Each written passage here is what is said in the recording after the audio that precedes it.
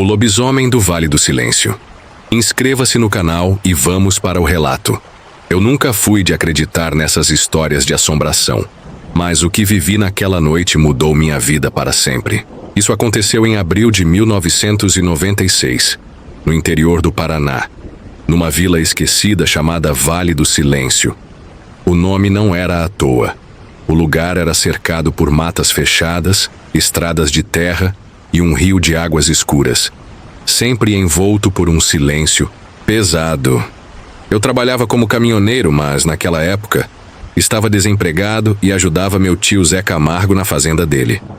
A vila tinha poucas casas e quase todo mundo se conhecia. A rotina era simples: lavoura de dia, descanso à noite. Naquela semana, os boatos começaram.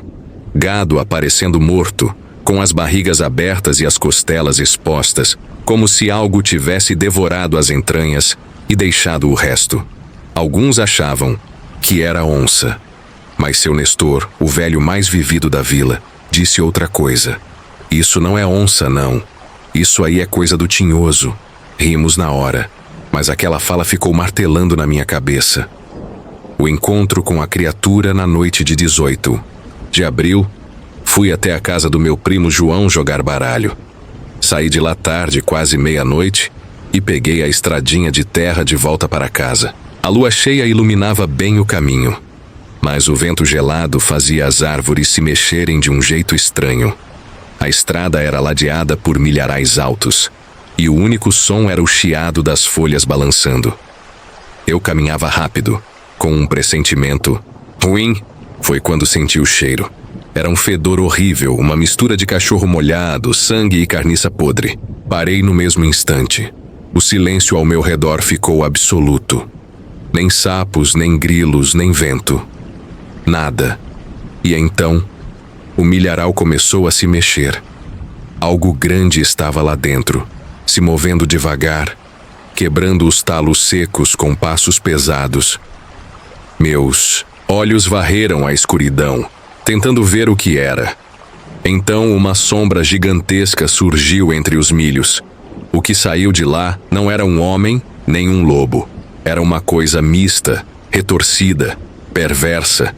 A criatura tinha quase 2,5 metros, com um corpo coberto de pelo escuro e desgrenhado. Os braços eram longos demais, terminando em mãos monstruosas com garras afiadas como facas. Mas o pior era o rosto. Um focinho alongado, cheio de presas, e olhos amarelos como brasas vivas, que pareciam me enxergar por dentro. Ele ficou ali, parado, respirando pesado, como se saboreasse meu medo. Meu corpo não obedecia. Minhas pernas pareciam feitas de chumbo. O coração batendo tão forte que eu sentia no pescoço. E então, ele rosnou. Um som grave, feroz, que fez meu peito vibrar e me arrancou do transe. Corri. Disparei pela estrada como um condenado, sem olhar para trás. Meus pés chutavam a poeira. Meus pulmões queimavam. Mas eu sabia que não podia parar.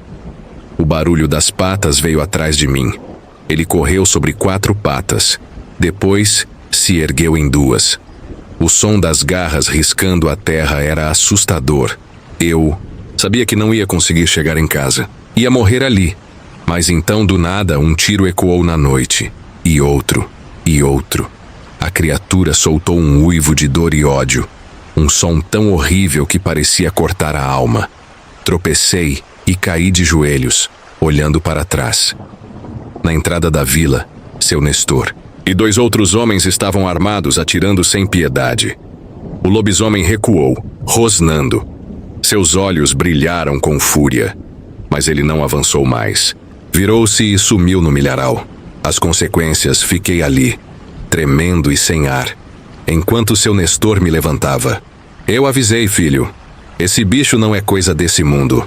Na manhã seguinte, encontramos pegadas enormes na terra e mais um bezerro, morto perto do rio. Mas o lobisomem nunca mais apareceu. Depois daquela noite, ninguém mais duvidou das histórias. E até hoje, quando a lua cheia brilha sobre o Vale do Silêncio, os moradores trancam as portas e não saem depois do anoitecer.